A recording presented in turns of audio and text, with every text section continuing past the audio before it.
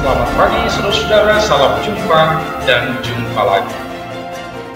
Kita sudah menikmati firman Tuhan selama ini, tentu banyak pengalaman suka dan duka sebagai pengalaman rohani, dan di dalamnya kita bertumbuh. Oleh karena itu saudara-saudara, kabar-kabarilah pengalaman itu agar kita bisa bersama-sama berdoa.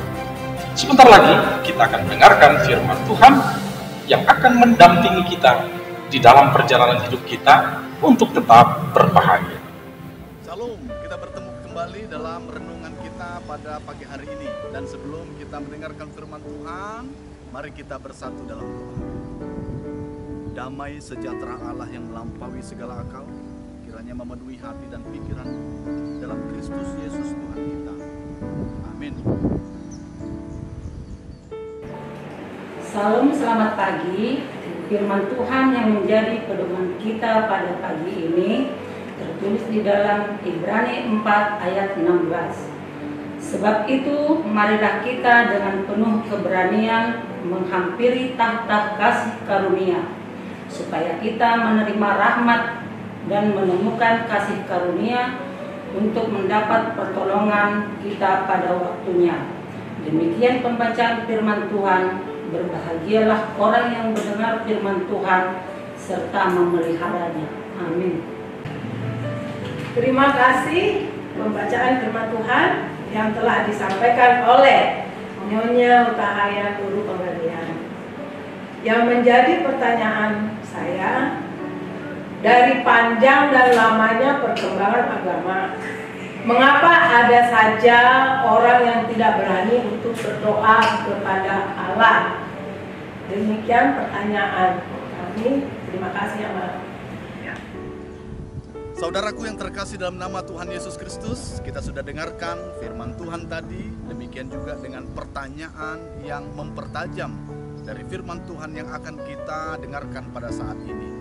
Dan kita melihat bahwa ada ternyata orang-orang pada zaman purba dulu, pada zaman dahulu, mereka begitu rindu datang kepada Tuhan, tapi tidak berani menghampiri tahta kasih karunia Allah.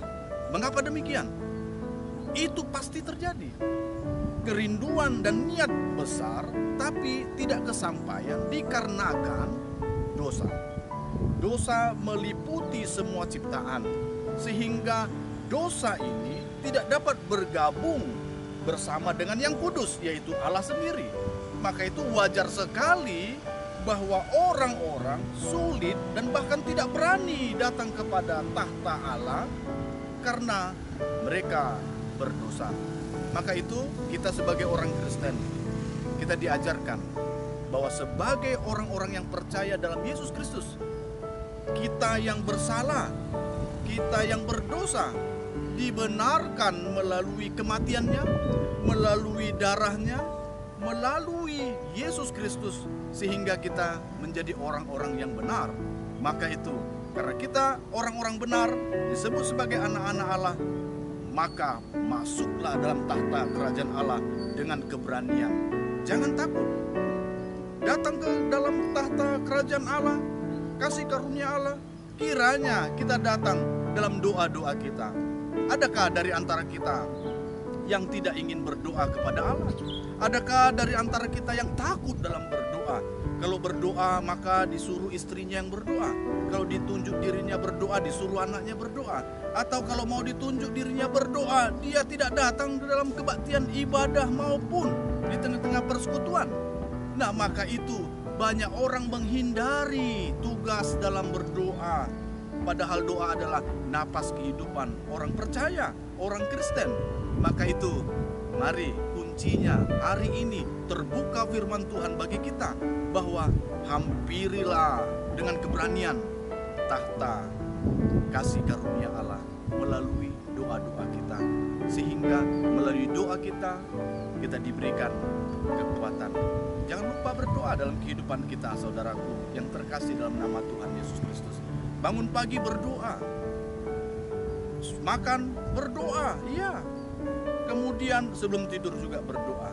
3 hal ini kita lakukan luar biasa. Apalagi ketika melakukan aktivitas kita berdoa, ketika kita melakukan satu keputusan, kita memohon kepada Tuhan supaya diberikan hikmat.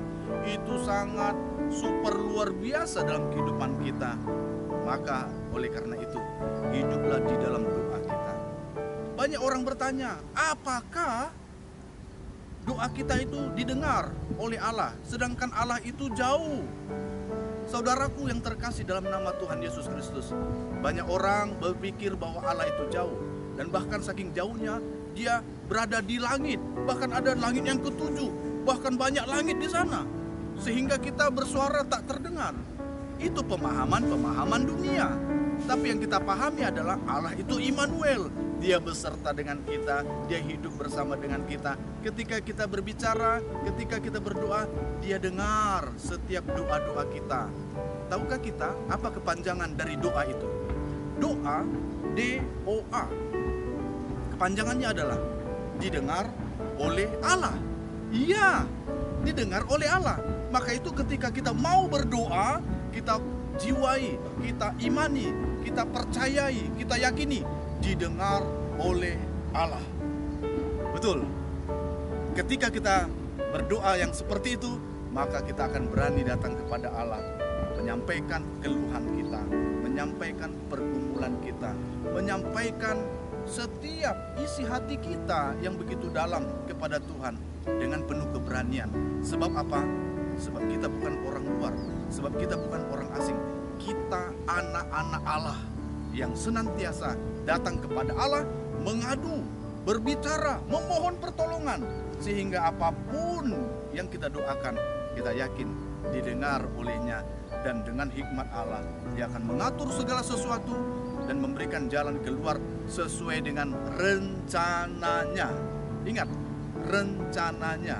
Maka itu setelah berdoa, mungkin yang Tuhan akan tunjukkan bukan sesuai dengan yang kita pikirkan, tapi sesuai dengan apa rencana Tuhan.